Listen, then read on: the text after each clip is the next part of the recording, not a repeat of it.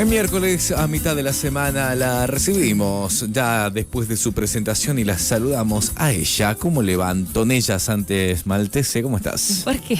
¿Ah? No, no tiene... ¿Estás o no estás? tengo, ¿Estás, no tengo. Anto? Ahora, Ahí estás. ahora Ahí sí. estás. Sí, ahora Bien. sí. Ahí está. Decía que me gusta lo de Antonella. Antonella. Es Antonella. Es Antonella. Es Antonella y es muy ella. Es muy, sí, también. Ya, es muy ella. Tu R no la escuché. No presté Mi atención. R es riojana. Es riojana. Es riojana, bien catamarqueña, riojana. norteña. Eso Bien. seguro. Es Sí, norteña. es norteña, la riojana es un cachito distinta, pero está bueno que se haya adueñado la Rioja de esa R porque es un poco más exagerada, Sí. pero sí, en sí es norteña en general. Sí, Yo sí. me comprobé, me di cuenta que cuando una está afuera, vive en otro lugar, es como que hay una necesidad de conectar a través del lenguaje, bueno, de la fonética, pero particularmente de que haya algo dentro de esa tonada que te acerque más a tu lugar. Y yo creo que ahí en ese momento como que empecé a arrastrarla un poco más. Conozco varios artistas, hoy varios artistas de La Rioja que acá no hablan con tanta R y afuera sí. Pero bueno, sí, te la puedo, claro, es como, no, es que el argentino en sí es como más argentino cuando se va Claro. afuera. Se No va sé a si Europa garpa y anda o no, con pero- la camiseta argentina tomando mate por el Coliseo, ¿viste? O sea, tantas ganas Claro. tenía, en serio, sí. tantas ganas. Bueno, pero creo que en el lenguaje se justifica, es como una forma de estar más cerca, me parece, ¿no? Y está bien. Bueno, Anto, nos metemos en la columna del día de hoy. Ya veníamos hablando de uno de los temas centrales que ha ocupado los portales de noticias, que tiene que ver, en el orden, el hallazgo primero de un cuerpo calcinado. Después se confirmó que que el cuerpo era de una mujer, después que era de una niña.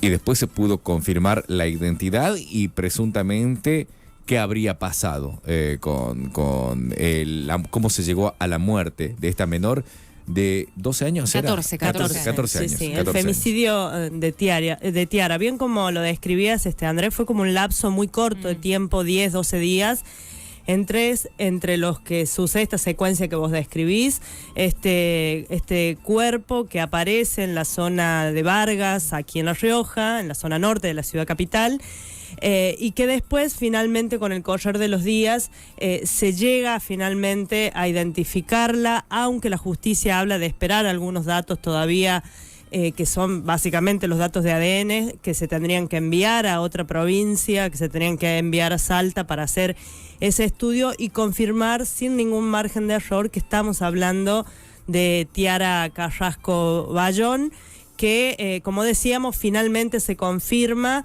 después de hacer un trabajo que la jueza Gisela Flamini, la jueza del juzgado integral del juzgado de instrucción, ¿no?, de protección integral y de violencia de género número 2 de aquí de la Rioja, tiene a cargo, y ahí lo que vemos en imágenes también, si nos están siguiendo, es el lugar donde finalmente se encuentra este cuerpo. Decía la jueza, resaltó con mucho énfasis la investigación de la policía. ¿Por qué? Porque finalmente se llega a este hombre y a través de este hombre, el único detenido e imputado en este momento, a Tiara, mediante el cruzamiento de las cámaras de seguridad, las cámaras del 911 de La Rioja y los testimonios que se toman allí, más o menos en la zona donde se está viendo en pantalla, que vivían ahí, ¿no? Los vecinos y vecinas que empiezan a declarar algunos elementos y algunas puntas que terminan dando finalmente, decía, con este hombre, C. Rivera, así lo vamos a presentar, digamos, también para preservar la identidad mientras avanza la investigación, ¿no?, y resguardar algunos elementos.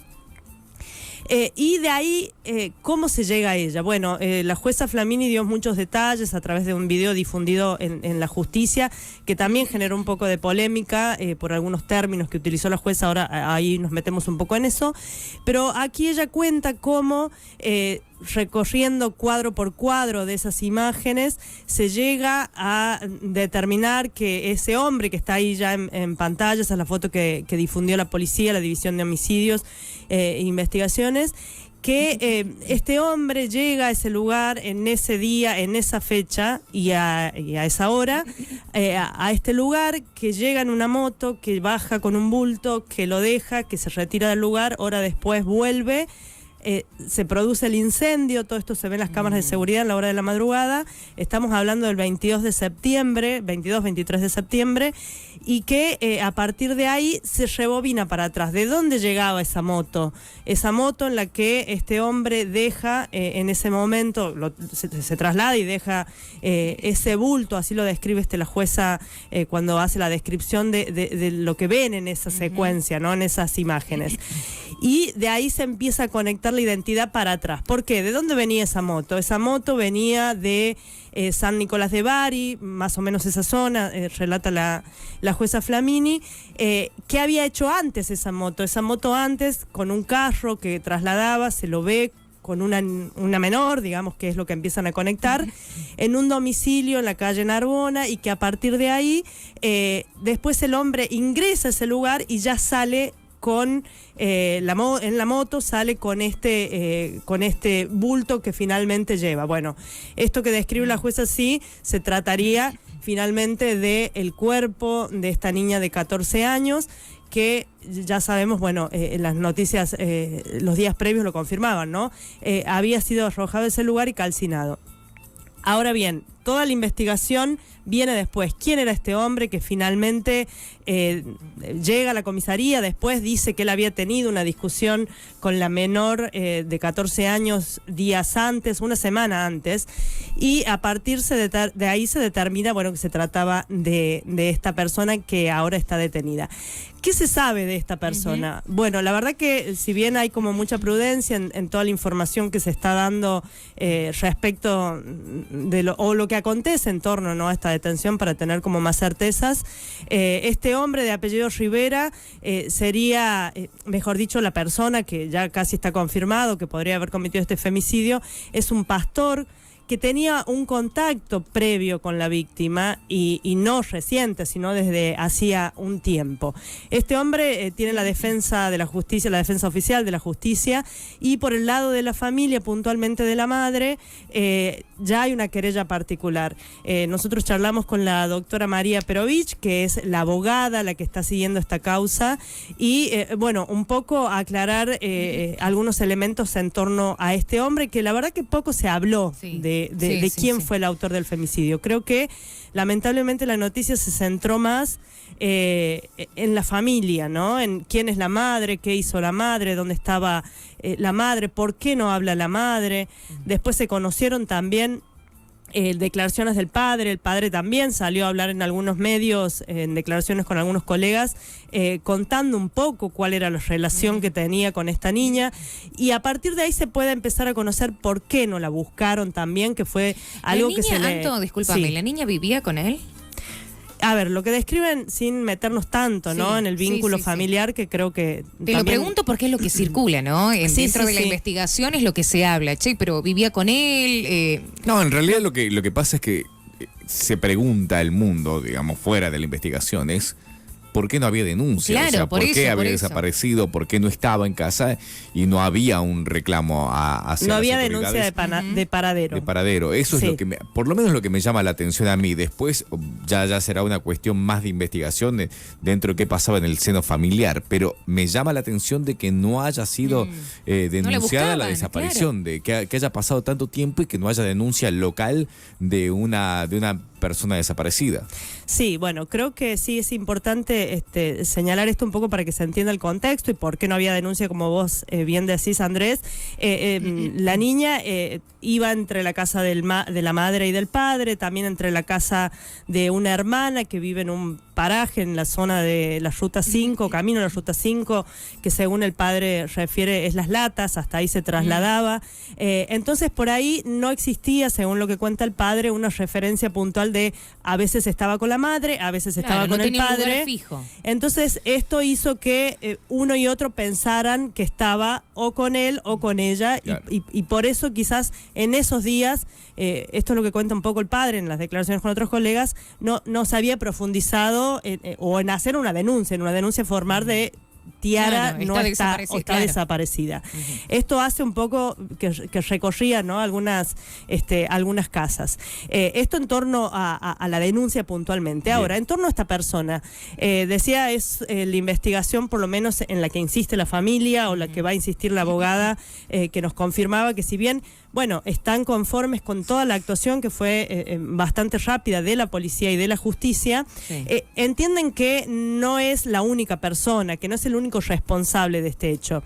Decía la abogada, no hizo esto solo. Hay detrás seguramente una investigación en la que nosotros queremos profundizar, pero sobre todo profundizar en esta persona. También mucho se dijo, ¿no?, en las últimas horas de por qué tenía una vinculación con este hombre, y acá es donde generaron algunas polémicas y rechazo las declaraciones de la jueza Gisela Flamini, que habló de una posible relación de pareja.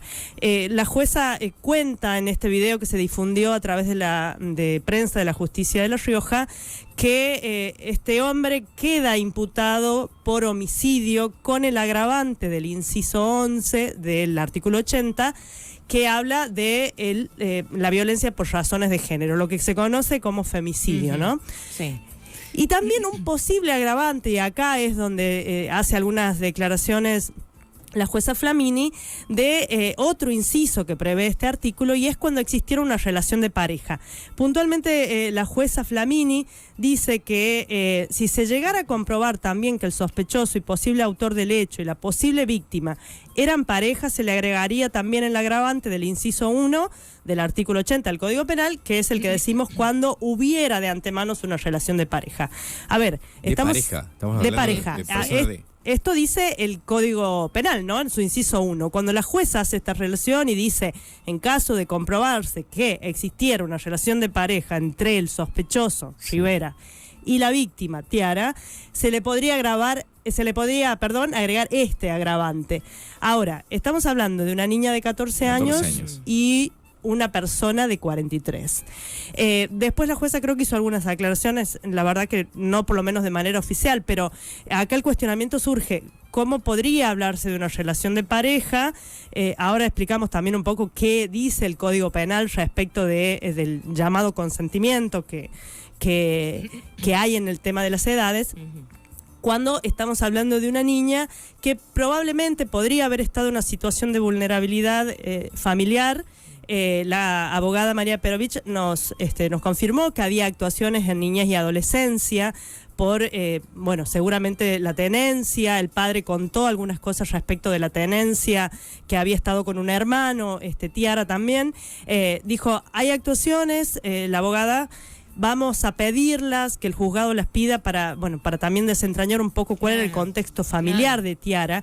Entonces, si pensamos en que podría haber habido alguna situación de vulnerabilidad de la niña, no podemos hablar de una relación de pareja, no podemos hablar de una relación de pareja que además podría haber sido sexual también, cuando consideramos que nada es parejo. Primero la edad. Después, ¿en qué situación estaba esta niña, no? Sí. Hay factores de riesgo que son determinantes a la hora de sufrir ciertas violencias. Un dato importante que también seguramente se va a tener en cuenta tiene que ver, y vuelvo a este hombre, ¿no? A Rivera. Este pastor que existía, decía yo, una relación, un vínculo previo, era una persona que se había acercado a la niña con el discurso de la religión, que de esta manera, considera la abogada, tuvo un acercamiento principal que la captó. La familia tenía conocimiento de que ella se relacionaba con este hombre, estaba totalmente en contra. El padre en algunas declaraciones públicas dijo, cuando la queríamos ajustar, ella se escapaba, lo hacía de un lugar a otro, o sea, había una resistencia por parte de la familia. Y lo que destaca la abogada, que me parece que seguramente, y digo por las consecuencias que podría traer, ¿dónde habría que poner el foco en la investigación judicial? ¿Quién era este hombre de 43 años que se acerca a partir de este discurso religioso?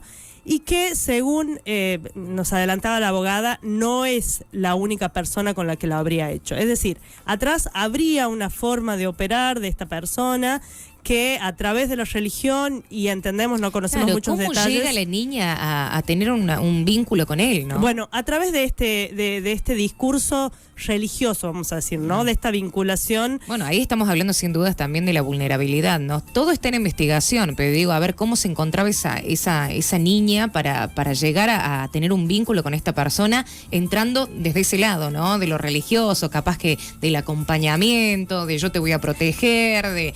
Bueno. Acá creo que es importante esto que decís, Aye, y vuelvo con el foco de las vulnerabilidades, ¿no? Sí. En las infancias. Sabemos que proliferaron, este último tiempo, muchas de las iglesias, muchas de las iglesias evangélicas, ¿no? Que se instalan en los barrios, que brindan contención ante una situación de crisis, una situación social que es muy compleja en nuestro país, pero que puntualmente intenta estar en un lugar donde muchas veces no están las familias, no están las escuelas, no está el Estado.